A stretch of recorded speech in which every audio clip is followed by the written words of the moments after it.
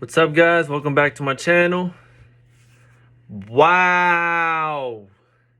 Conor McGregor got TKO'd in the second round. I predicted Conor knocking out Poirier second round. Dude, that fight was crazy. First, before we get into the McGregor fight, let's get into the co-main event. Michael Chandler knocking out Dan Hooker first round. Now, where Dan Hooker messed up is what he did was he wasn't throwing punches. He didn't look engaged. He kept circling around the ring like the same direction. Like he didn't throw any punches, he didn't throw any kicks. He didn't really do anything to really get him warmed up or get him loose. He just kept circling the octagon. And Michael Chandler would kind of get in and kind of feign and kind of see what his reaction was, test him out. And then after a minute, Michael started noticing Hooker just kept circling the ring, to the same side, going to the left side. So a smart thing what Michael did was he's southpaw. He threw a straight right to the body. He got Hooker's hands down. And then he threw a left hook to where Hooker was going. So Hooker was going this way. And Chandler threw a right to the body and then a left hook. So they both met. Hooker was circling to that punch and the left hook was perfect.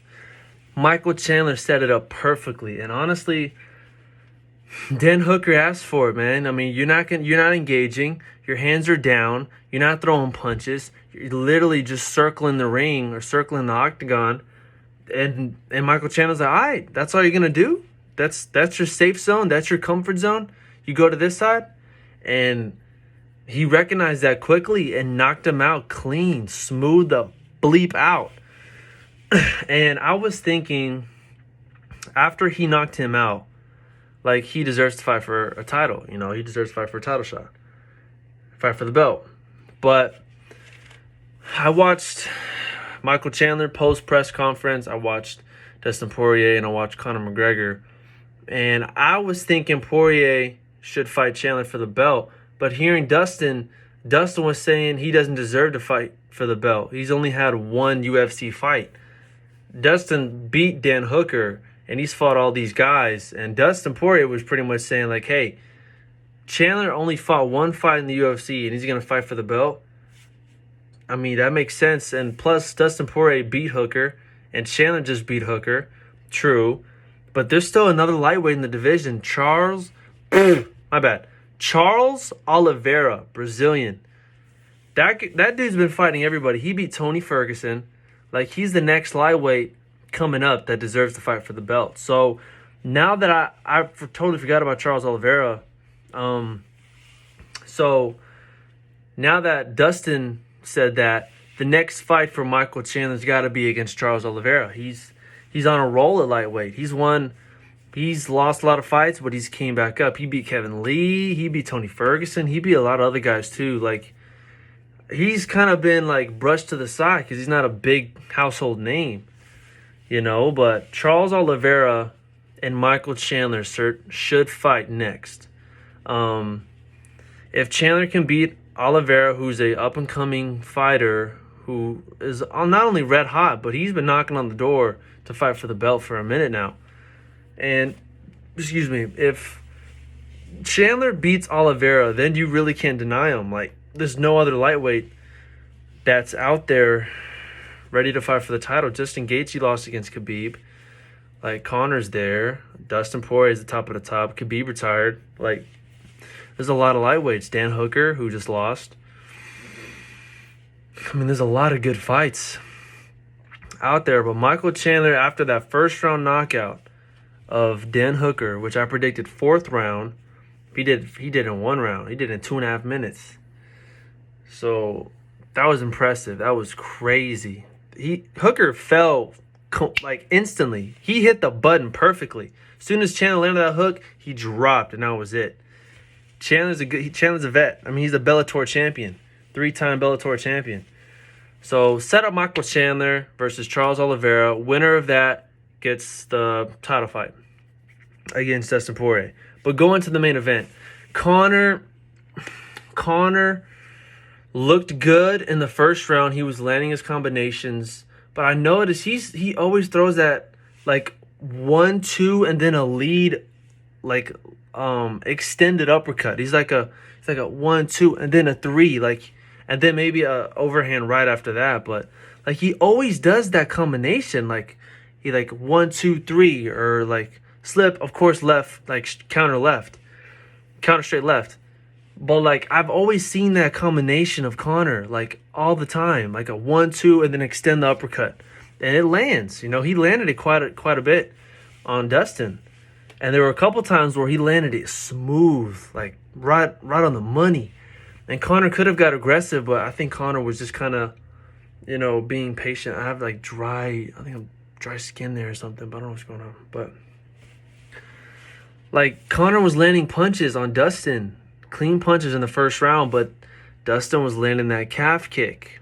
If any of y'all know jiu-jitsu, MMA, getting kicked in the calf is like a gancho ligero for boxing, if you have to compare it. Because apparently if you get kicked in that calf, you can't put any pressure on it. You can't put any weight on it. Your power isn't being distributed from your legs. It's not like boxing. You know, in MMA, if you get kicked in the legs and they take out your legs, you can't box. So Conor was landing punches early, and a couple of times looked good. Conor could have swarmed on him, but he didn't. And Dustin kept doing that calf kick. You know, he kept kicking that calf every time. And Conor in the second round, like you can tell he was moving funny on that leg. Like he wasn't fluent. He wasn't fluent. He wasn't flowing. He wasn't smooth. Like you see Conor McGregor when he fights, he's all loose and everything is just like, it's just flowing. It's just looking smooth when he does it. And he looked a little jittery. He looked a little hesitant. And then when Dustin like swarmed on him in the fence, like he was throwing combinations. He landed a clean left, and then Conor looked dazed, and then Dustin started swarming. Then he smelled blood, and then Dustin started throwing punches. And then he caught McGregor. McGregor tried to duck it, and then as soon as he ducked, Dustin threw a little right hook, a little mini right hook to the bottom where Conor was going down, and it hit him right on the head. And not only that, but Dustin landed 2 more punches when Conor was on the ground. So if you see when Herb Dean ended the fight, Conor was out of it. He was dazed. He was like stiff. Like the man was done. I thought it was early. I, in my opinion, thought the fight stopped early. Looking at it for the first time, but then looking back at it, like Conor was not defending himself. Conor was out of it. Conor was done. Dustin knocked him out. Like, I was shocked. I knew Dustin was the tough guy. Like, even predicting in my prediction video, I was saying Dustin's a tough dude. Like, he's been in wars. He's been in deep fights in the later rounds.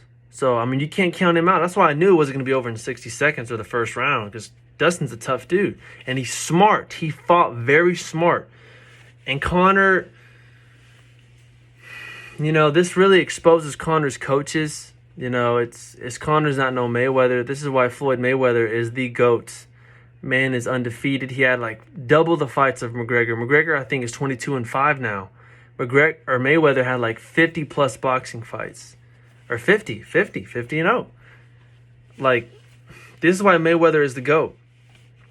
You know, Conor is I mean, MMA is different. You know, boxing, you know, Floyd can have that same style and that speed and just slip, counter, and just really dominate his opponents with his speed and his counting and his counters. Plus his jab. His jab is ridiculous. But MMA, there's more levels to it.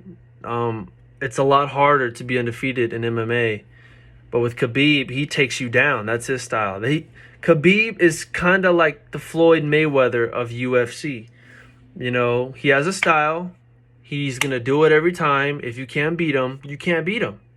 Like, that's really it. Floyd has this style. He's undefeated with it. People might not like him for it, but he's undefeated. And he's still fighting chumps like Logan Paul, and he's going to totally destroy and get paid for it. Millions, probably hundreds of millions. And he's going to school the guy. And that's why Floyd Mayweather Jr. is the greatest of all time. He's the greatest fighter ever. I don't care what anybody says. You can diss on his style. It's not exciting. It's not this and that. But, hey, he's the GOAT. He is the greatest of all time. Better than Muhammad Ali. Better than Mike Tyson. He's undefeated. He's untouchable. He's 40 plus and he's still fighting. He's in phenomenal shape.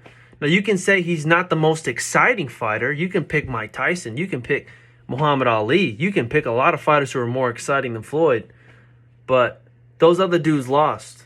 Floyd has never lost. I think his last loss came in the Olympics when he won bronze. He won a bronze medal like in the early 90s, early mid-90s. I think that was his last loss. But after that, like, he's won every single fight. But going back to McGregor, McGregor is a knockout fighter. Like, he knocks people out. That's his thing. He's not a Floyd Mayweather fighter. He's not. He has the style. He keeps his distance. He uses his head.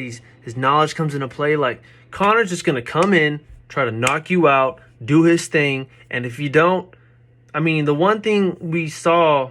Well, if you don't, then hey, you could lose. Conor could lose, or you can go in the deep fights. The one fight where it showed Conor had like a Floyd type approach is when he fought Nate for the second time. They fought 5 rounds. He used the leg kicks. That was smart. After the first loss, he used the leg kicks on Nate because he was vulnerable to leg kicks. And it's kind of like, Conor used those leg kicks a lot on Nate, right? To beat. Hold on, my bad. This hair is just really pissing me off. But anyway, Conor would use those leg kicks on Nate a lot to beat Nate. Conor used those leg kicks. And it's like the same thing happened to him. He was on the receiving end of Dustin Poirier, of those calf kicks. Those calf kicks, man, are sneaky. And Dustin's on top right now. Like, but I know I'm talking about everything like at 1,000,000 miles per hour, but Conor's a knockout puncher. He's like the Mike Tyson of UFC. He's going to come in. He's going to try to intimidate you. He's going to try to knock you out. And that's it. Conor doesn't talk smack no more. And seeing the Dustin Poirier press conference, one of the interviewers was like, what did you notice about Conor from this fight and the first fight? And Dustin Poirier's response was literally, I didn't feel his presence. I didn't feel his aura. I didn't feel, probably intimidated, probably because Dustin Poirier has matured and fought a lot more fighters. He's more older and more experienced and composed. But he was saying, I didn't feel his aura. I didn't feel his presence. He said he fought another guy. Dustin Poirier literally said he fought another McGregor. And maybe when Conor doesn't talk smack, he loses the element. He loses one of his weapons to like get inside these fighters' heads. He doesn't talk. He's respectful. He's like kumbaya. I mean, I feel like he doesn't need to talk smack because he's already made it. I mean, he probably talked smack to get rich and to get to where he wanted to get. But now he's got it. Now he doesn't have to talk smack. Why have to be so mad if you filthy rich type stuff? But that was really interesting. Poirier really said, I didn't feel his presence. I didn't feel anything. He was just another guy. Like, man, that maybe showed Dustin Poirier's growth. That might show Conor not talking smack. Therefore, he doesn't intimidate his opponents anymore. He doesn't get inside their head anymore. Like, that was a part of Conor McGregor's just like, fight. If you're going to fight Conor, he's going to talk smack. Get ready for it. But now, since he's not talking smack, so he's not getting in their heads like that. So it was just crazy. I don't know what's going to happen next with Conor and Dustin. I mean, they could fight for the third time. I feel like Dustin deserves to fight for the belt, but looking at Dustin Poirier, he wants big fights, I can tell. I don't know if he wants to fight Olivera for a belt. Or, I mean, hey, he wants to get a belt, so he might. But he's interested in a Conor McGregor trilogy. He wants to fight Nate. That's a fun fight. I don't think Conor deserves the trilogy. I mean, maybe because he gave Dustin Poirier the rematch, but I mean, I don't know. I don't know who he fights. I like to see McGregor Gaethje. Gaethje, all he does is throw kicks. So if Conor wants to get over somebody who throws kicks a lot, Gaethje's your number one guy. But if Conor loses to Gaethje, it's like, man, you might need to be thinking about retirement. Like, it's really make it or break it right now for Conor. He can come back for the trilogy. He can fight Gaethje. He can fight Nate for the third time at 155. I mean, I don't know. I mean, it'll be interesting though. It's gonna be really, really interesting about what happens next with Conor and Dustin. If I had to bet, what's probably gonna happen is Conor Dustin 3. Probably. I'm pretty sure Conor's gonna want to get right back in there and fight him again and get that win back, and then continue with what he wants to do. Because Dustin wants it. Dustin wants the third fight. So it's only right Conor will get the third one. And then Michael Chandler can fight Charles Olivera. Those dudes fight for the next title shot. Conor and Dustin go again. The winner of Chandler Olivera fights for the belt. They're totally deserving. And the winner of Poirier Conor can probably fight for the belt. So, I mean, that's probably what's going to happen. Dustin Poirier versus Conor McGregor 3. And Chandler and Olivera. But it was crazy. It was the first time Conor's been TKO'd in his career. He's never been TKO'd. He's always been submitted. Out of his 4 losses, he was submitted to all of them. Nate Diaz for 1, Khabib for the 2nd, and then 2 other guys when he was coming up. It's crazy, man. This is what's so crazy about the fight business. Upset. Huge upset. But good for Dustin, man. He's a soldier. He's a beast. He fought smart. Conor came in. I'm Conor McGregor. I'm going to knock him out. I'm going to do my thing. Like, I got him. He probably didn't see much tape. I already beat him. I already knocked him out. I'm going to do it again. You know, he probably came in that fight probably cocky. You know, he wasn't fighting smart. And since they're in their 30s, Conor McGregor can't be depending on that. He's got to fight smart now. He's got to use his head. He can't be using his physiques and his intimidation. Because he doesn't intimidate nobody no more, he has to fight smart now. Mayweather will talk his smoke, you know, talk his trash here, but then he would still fight smart here. He wouldn't let it overlap. I feel like Conor it's overlapped a bit. He would talk trash, but he would fight smart and he would knock him out. Now he doesn't talk trash. Now he probably just depends on his knockout power more. Like Mike Tyson. Mike Tyson would really depend on his intimidating, on his power to knock him out. And then when he didn't knock him out for a bit, you know, fighters fought smart. Buster Douglas is one. Lennox Lewis is one. Evander Holyfield is one. If you're at the top level of fighters, you have to fight smart. I mean, that's fundamentals. You would think that. But with money and with ego and with Bentleys and with yachts, you know, you might get off the track a bit. But